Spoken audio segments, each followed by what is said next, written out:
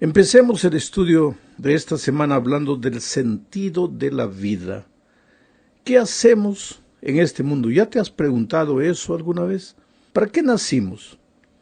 ¿Somos seres reales o imaginarios?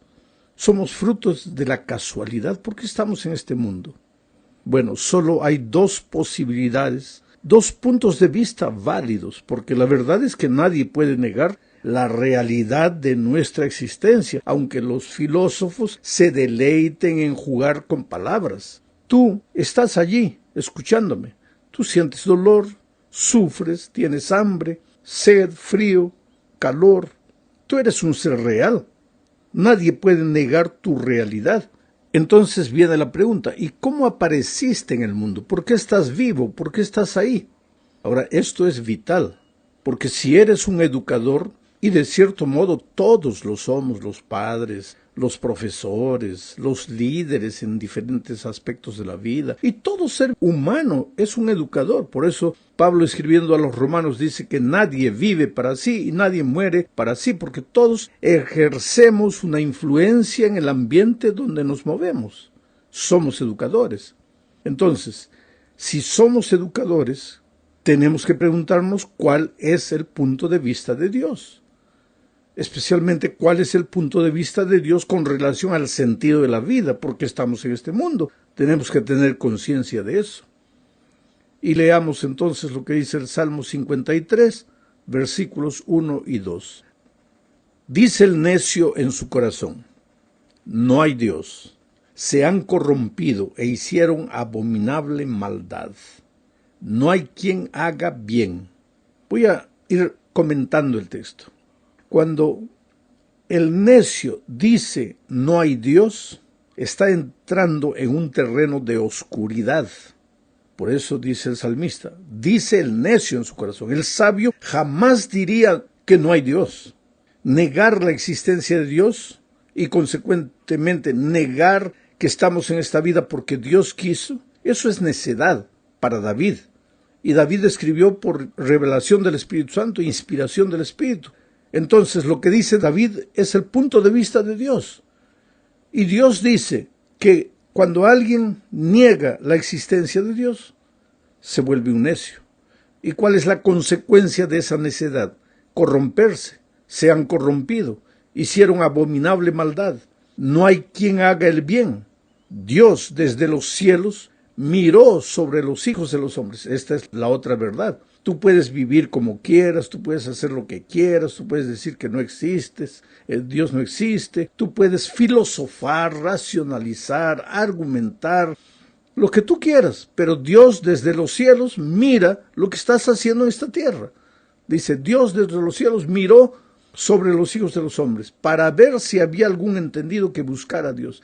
Mira, mientras el necio niega a Dios, el entendido busca a Dios, el sabio, el sensato busca a Dios. Otro texto de la Biblia, Proverbios 15:3, dice, los ojos de Jehová están en todo lugar mirando a los malos y a los buenos. Quiere decir que en este mundo, para Dios, no hay varios grupos de personas, solamente dos grupos, malos y buenos.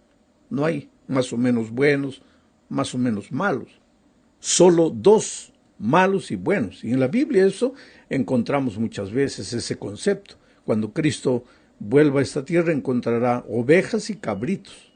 No encontrará ovejas, cabritos, jirafas, elefantes, no, solo dos grupos. Los que edifican en la roca y los que edifican en la arena. Los que temen a Dios y los que lo rechazan. Solo dos grupos. Ahora, los que lo niegan son necios. Los que lo aceptan son sabios, son entendidos.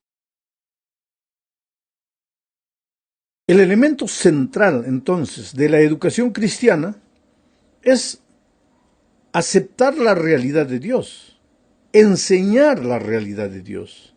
Y no solo la realidad de Dios, sino la clase de Dios que Él es, un Dios personal, un Dios que nos ama, un Dios que se relaciona con nosotros. Es un Dios de milagros, porque al estudiar toda la Biblia tú vas a encontrar eso, que es un Dios de milagros, que muchas veces cuando Él desea, porque Él estableció las leyes, Él las respeta, pero muchas veces cuando Él desea puede inclusive romper las leyes de la naturaleza, como en el caso de la concepción virginal de Jesucristo. Ahora, el educador cristiano debe entender este primer concepto. Dios es una realidad, es un Dios personal, un Dios que ama a los seres humanos, un Dios que se relaciona a los seres humanos, un Dios de milagros. Esta enseñanza de la cosmovisión es especialmente aplicable a nuestros días porque el mundo intelectual en nuestros días en su mayoría enseña abiertamente, sin medias tintas, la cosmovisión atea y naturalista y afirma, equivocadamente claro, que la ciencia lo apoya. Y tú sabes que hay en muchos países inclusive que ya no se quiere que se enseñe creacionismo, solo evolucionismo. Esto es interesante, voy a comentar de esto un poco más adelante. Vamos ahora a la segunda parte de este comentario. Aquí comentaremos un poco la pregunta de Leibniz. ¿Quién fue este hombre? Fue un pensador, un filósofo alemán del tiempo del racionalismo. Él se hizo una pregunta interesantísima. ¿Por qué, dijo él, por qué hay algo en lugar de nada? Linda filosofía, ¿no? Juego de palabras. Los filósofos tienen la cualidad de usar las palabras, mezclar conceptos para finalmente llegar a la duda y confundir al ser humano. Pero hay pensadores, hay que respetarlos, hay que analizarlos. Entonces él hace una pregunta, pero una pregunta sincera, nacida de tanto estudio, de tanta manera, de tanto raciocinio. Y él dice, ¿por qué hay algo en lugar de nada? Ahora vamos a ver cómo la Biblia responde a esta pregunta. O sea, ¿qué es lo que Dios dice a través de su palabra? Primero, la pregunta, ¿por qué hay algo en lugar de nada? Génesis 1:1 dice, porque en el principio creó Dios los cielos y la tierra. Por eso hay algo en lugar de nada. Otro texto más, Juan 1:1-4, dice, en el principio era el Verbo, era Dios, y el Verbo era con Dios, y el Verbo era Dios. Este era en el principio con Dios. Está hablando de Jesucristo. Todas las cosas por Él fueron hechas. Sin Él nada de lo que ha sido hecho fue hecho. En Él, en Cristo, el Dios, el Verbo, estaba la vida. Y la vida era la luz de los hombres. Esto es lo que la Biblia responde. Esto es lo que la Biblia dice como respuesta a la pregunta de Leibniz. Porque él se pregunta, ¿por qué hay algo en lugar de nada? Pues porque hay un Dios creador. Porque cuando no había nada, por la palabra de Dios fueron creados los cielos y la tierra. Por eso existe. Ahora, si tú no crees en Dios, responde la pregunta. ¿Por qué hay algo en lugar de nada? Ya no sabes qué responder. Ahí tienes que jugar con las palabras. Entras para aquí, entras para allá, y ahí llegas a conceptos que solo tú entiendes. Pero la vida es simple. ¿Para qué complicarla? ¿Por qué hay algo en lugar de nada? Porque hay un Dios creador. Entonces, ¿por qué existo en este mundo? Porque hay un Dios creador que permitió que yo viniese al mundo. Usó las leyes de la naturaleza, usó las leyes de la genética. Estoy aquí en el mundo. Tengo tendencias, tengo rasgos que mi raza me dejó como herencia, mis padres. Estoy aquí en el mundo con un sentido, porque aquí viene el asunto. Si Dios no existe, entonces todo es fruto de la casualidad, del acaso. Un día hubo una explosión cósmica, partículas salieron para todos los lados, una de esas partículas se transformó en la tierra, había barro, agua, todo mezclado, de repente apareció misteriosamente la vida en medio de ese lamazal, esa vida fue desarrollándose, se transformó en un renacuajo, y con el tiempo, millones de años, se transformó en un sapo, ese sapo un día se subió a un árbol y millones de años se volvió en un mono, y ese mono con millones y millones de años se transformó en un ser humano. Bueno, esa es una teoría interesante, interesantísima, porque yo por más que pienso no consigo entenderla. Ahora, existe otra posibilidad. ¿Por qué la vida existe? ¿Por qué yo existo? Porque hay un Dios de amor que me crió, que me trajo al mundo con un sentido, con un propósito. Ahora, yo personalmente prefiero ser fruto del amor de un Dios maravilloso que ser fruto de la casualidad. Yo soy descendiente de Adán y Eva. que descendiente de una forma invisible de vida.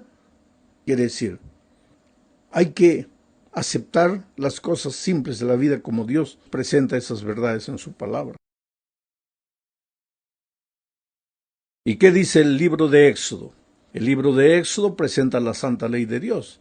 Y en el corazón de la ley de Dios está el cuarto mandamiento, que habla no solo del sábado, sino habla del poder creador de Dios.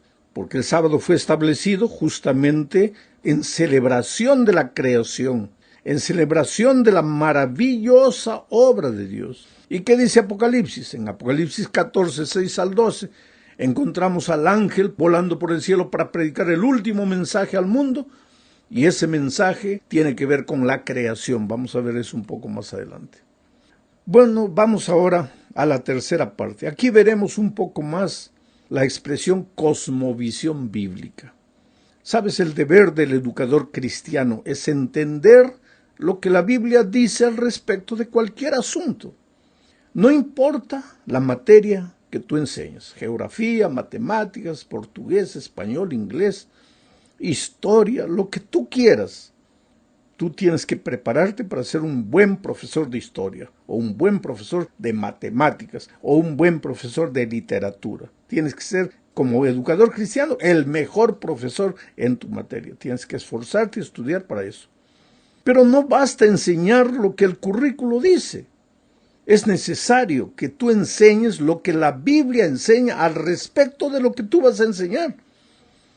Porque la realidad es que en muchos países, como ya dije, no se coloca delante de los alumnos opciones, sino que se coloca el concepto que los ideólogos de la educación de ese país desean que se presente a los alumnos. Ellos se quejan del radicalismo, pero cuando se trata de las ideas con las cuales ellos no están de acuerdo, en este caso con las ideas bíblicas, ahí nos acusan de radicales. Pero ellos mismos son radicales al defender sus propias ideas. Ahora, ¿por qué un país, por qué los ideólogos de educación de un país tienen que decir, vamos a enseñar esto a los alumnos? No, pues coloca por lo menos dos caminos, dos opciones. Defiende, expone delante de los alumnos las dos opciones y deja que el alumno escoja. ¿Pero por qué? Cuando se quiere defender principios y valores bíblicos, ahí vienen los ideólogos. No, eso es radicalismo. ¿Y no es radicalismo lo que tú quieres imponer, contrario a las enseñanzas bíblicas? Pues aquí viene la sabiduría del educador. Y solo es sabio el que busca a Dios, el que entiende a Dios, el que acepta las cosas simples de Dios. Enseña, tú como educador, todo lo que tengas que enseñar. Pero busca en la palabra de Dios qué es lo que Dios piensa al respecto de lo que tú vas a enseñar. Ahora, ¿por qué todo esto sucede? Es que hay una lucha invisible entre lo que la Biblia dice y lo que dicen los hombres. Todo eso tiene una cortina de fondo. Y Pablo, escribiendo a los Efesios capítulo 6, versículo 12, explica, dice, porque no tenemos lucha contra sangre y carne, sino contra principados, contra potestades, contra los gobernadores de las tinieblas de este siglo, contra huestes espirituales de maldad en las regiones celestes. ¿De qué está hablando Pablo aquí? Hay un conflicto de los siglos, desde que Lucifer se levantó en el cielo contra Dios. La humanidad, allá en la tierra, cuando el mal se trasladó a esta tierra, ha seguido, así como la tercera parte de los ángeles, ha seguido al rebelde Lucifer. Y lo que quiere Lucifer es sacar de la existencia humana el concepto de Dios. Que el ser humano adore cualquier cosa menos a Dios. Que el ser humano piense en cualquier cosa menos en Dios. Y últimamente se vale de la educación formal en las escuelas, en los colegios, en las universidades, para enseñar sus conceptos, como si fueran ciencia, como si fuera todo documentado. Pero esos profesores que enseñan eso, muchos de ellos jamás abrieron la palabra de Dios para ver lo que la Biblia dice. Pero si estamos en el conflicto de los siglos, finalmente el propósito del diablo es llevar a la perdición a todos los seres humanos. Se nos está yendo el tiempo, vamos a la cuarta parte. Hablemos aquí sobre la adoración al Creador. Apocalipsis 14, 6 y 7 dice: vi volar en medio del cielo a otro ángel que tenía el evangelio eterno para predicarlo a los moradores de la tierra. ¿Y en qué consistía ese evangelio eterno? Diciendo: temed a Dios, dadle gloria, porque la hora de su juicio ha llegado. Y adorad a aquel que hizo el cielo y la tierra, el mar y las fuentes de las aguas. O sea, el último mensaje de Dios al mundo, el último pregón, es el evangelio eterno. Pero el evangelio eterno no es solo el hecho de que Dios te salva, de que estás perdido, acabado y Dios te salva. No es solo eso. El evangelio eterno responde a la siguiente pregunta: ¿y por qué Dios te salva? Porque estás perdido. ¿Y por qué te has perdido? Porque fuiste creado como un ser perfecto, pero te separaste de Dios y el carácter de Dios se deformó en ti. Y entonces ahora viene el Señor Jesucristo, se hace hombre para morir en la cruz, para restaurar en el ser humano la imagen perdida de Dios, para restaurar el carácter del hombre, para restaurarlo, para salvarlo, para rescatarlo, para redimirlo. Y el evangelio eterno entonces no puede predicar solo lo que Jesús hizo en la cruz, tiene que predicar también lo que Dios hizo en la creación, junto al Padre, junto al Hijo y al Espíritu Santo. Tiene que predicar cómo el enemigo destruyó la imagen de Dios en el ser humano. Y finalmente, después de hacer entender al hombre que tiene que devolverse a Dios, entonces llevar el hombre a adorar a Dios. ¿Y todo esto por qué? Porque hay un juicio, porque la hora de su juicio ha llegado. Esto es parte del último mensaje que tiene que ser predicado al mundo. Nosotros como iglesia hemos sido llamados para predicar eso, y nuestras escuelas existen para enseñar eso, y nuestros profesores existen para enseñar eso. Bueno, querido, llegamos al fin de este estudio hablando de la ley de Dios. Primera de Juan 3, 4 dice: todo el que practica el pecado, practica también la infracción de la ley, pues el pecado es infracción de la ley. Ahora, si el pecado es infracción de la ley y la ley ya no existe, entonces ya no existe pecado, porque el pecado es la infracción de la ley. Y si no existe pecado, entonces Jesús nos va a salvar ¿de qué?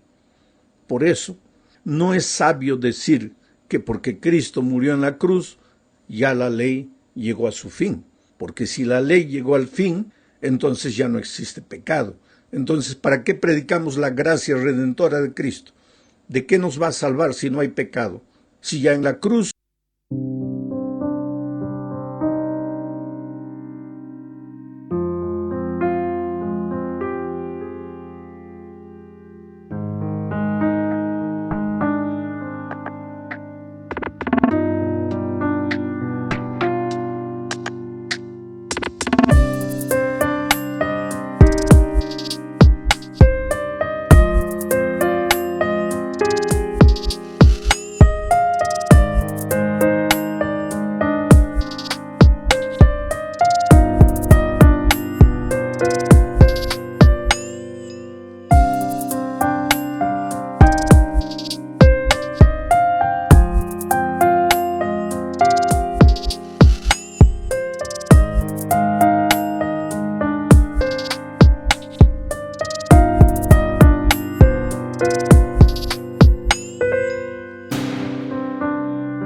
terminó la ley y terminó el pecado. Entonces, todo el evangelio pierde sentido. Por lo tanto, la ley debe ser enseñada, los principios, los valores de la ley deben ser enseñados. ¿De qué manera? Como un cerco protector de la vida del alumno, como un conducto de amor, un camino de amor que Dios establece para el ser humano. A mí me gusta, oye, yo soy un apasionado de la manera como Dios establece las cosas, porque Él no es radical, por mucho que hay gente que acusa, no, que la Biblia es radical, que Dios es radical. No, Dios dice, mira aquí los caminos que coloco delante de ti. A los cielos y a la tierra llamo por testigos, para que vean que hoy día estoy colocando delante de ti la vida y la muerte.